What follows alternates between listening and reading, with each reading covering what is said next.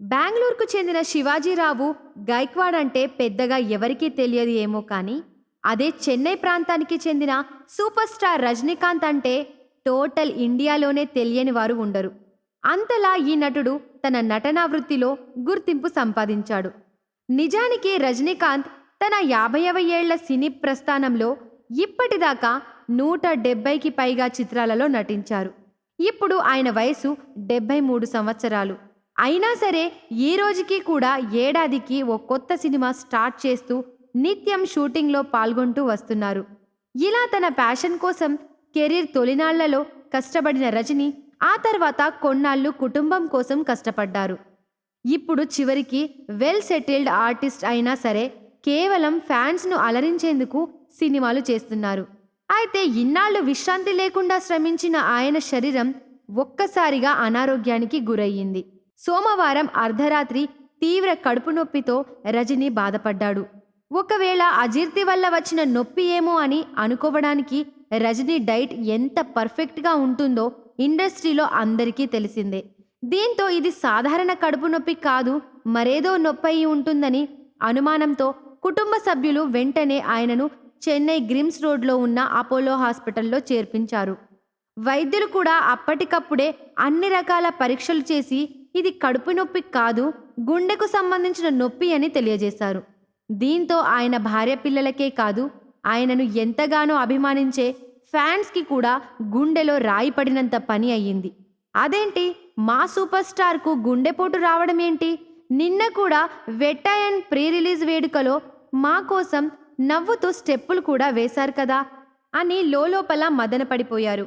ఇక అపోలో ఆసుపత్రి వైద్యులైతే ఏమాత్రం ఆలస్యం చేయకుండా రజని గుండెనాళంకు ఏర్పడిన వాపును తగ్గించేందుకు ట్రాన్స్ క్యాథెటర్ పద్ధతి ద్వారా చికిత్స చేసి స్టంట్ అమర్చారు. ఇక ఇప్పుడు ప్రస్తుతం అయితే తాజాగా అపోలో డాక్టర్స్ ఇచ్చిన బులెటిన్ ప్రకారం రజనీకు జరిగిన ఆపరేషన్ సక్సెస్ అయినట్లు, ఆయన ఆరోగ్యం కూడా నిలకడగానే ఉన్నట్లు తెలుస్తోంది. కాకపోతే ఇప్పుడు రజనీ ఫ్యాన్స్ కొత్తగా పుట్టుకు వచ్చిన ఆందోళనల్లా రజనీ మునిపెడలాగా సినిమాలు చేయగలరా లేదా అని. ప్రస్తుతం రజనీ చేతిలో 2 సినిమాలు ఉన్నాయి. ఒకటి జై భీమ్ దర్శకుడు డైరెక్టర్లో వస్తున్న వెట్టాయన్ మూవీ, మరొకటి లోకేష్ కనగరాజ్ దర్శకత్వంలో వస్తున్న కూలీ మూవీ ఒకటి. వీటిలో Vettaiyan movie already shooting and dubbing అయిపోయి దసరా కానుకగా థియేటర్లలో రిలీజ్ కావడానికి సిద్ధంగా ఉంది.